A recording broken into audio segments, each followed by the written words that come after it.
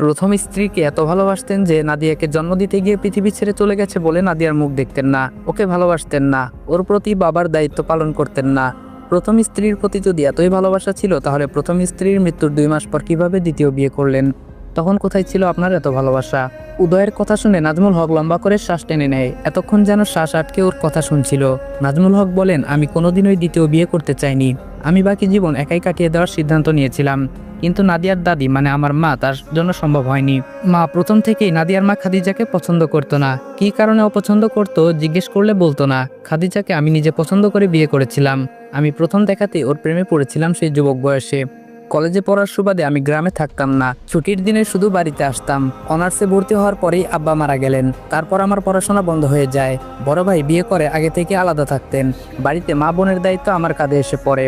পড়াশোনা ছেড়ে বাড়িতে চলে আসি আমি। নিজেদের ক্ষেত খামার দেখাশোনা, চাষাবাদ করতাম।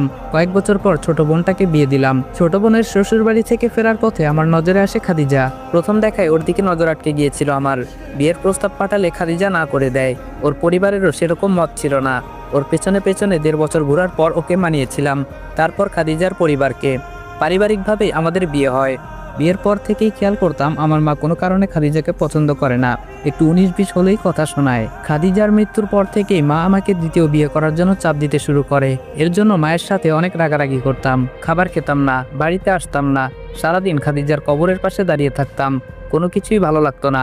এই পৃথিবী কেমন বিষাদময় লাগতো আমার কাছে।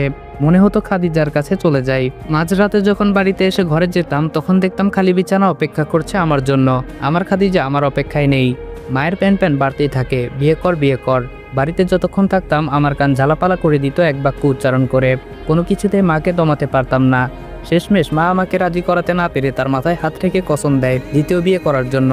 আরও বলে, আমি যদি দ্বিতীয় বিয়ে না করি তাহলে সে আত্মহত্যা করবে, আর এর জন্য একমাত্র দায়ী থাকবে খাদিজা, কারণ ওর জন্য আমি দ্বিতীয় বিয়ে করতে রাজি হচ্ছি না। আমি তবুও রাজি না হলে মা সত্যি সত্যি বিষ খায়। কোনো রকমে তাকে বাঁচানো যায়। আমি বুঝতে পারতাম না আমার দ্বিতীয় বিয়ে নিয়ে এত পাগলামি কেন এমন করলো। হ্যাঁ, সব বাবা মা চায় তার সন্তান ভালো থাকুক, সুখে সংসার করুক, নতুনভাবে জীবন শুরু করুক, কিন্তু আমি তো ওই জীবনেই সুখী ছিলাম। জোর করে বাধ্য করে আমাকে দ্বিতীয় বিয়ে করায়, আবার তার বোনের মেয়ের সাথে। সাথী আমার বড় খালার মেয়ে। মায়ের প্রথম থেকেই ইচ্ছে ছিল সাথীকে এই বাড়ির বউ করে নিয়ে আসার, কিন্তু আমার জন্য পারেনি, কারণ সে মুখ ফুটে বলার আগে আমি খাদিজাকে বিয়ে করব বলে জেদ ধরেছিলাম। আমার জেদ দেখে তখন মা কিছু বলেনি। আমি বিয়ে করার পর সাথীরও বিয়ে হয়ে গিয়েছিল, কিন্তু সেই সংসার টেকেনি সাথীর। দ্বিতীয় বিয়ের পর 1 বছর পর্যন্ত আমি সাথীকে ছুঁয়েও দেখিনি। ওকে আমার ধারে কাছেও ঘেঁষতে দিতাম না, সাথে নাদিয়াকেও। সাথী তখন সহজ সরল ছিল, আমার ভয়ে তটস্থ থাকতো। আমি যাই বলতাম তাই পালন করত। মা কোনোভাবে বুঝে যায় আমার আর সাথীর মধ্যকার দূরত্ব।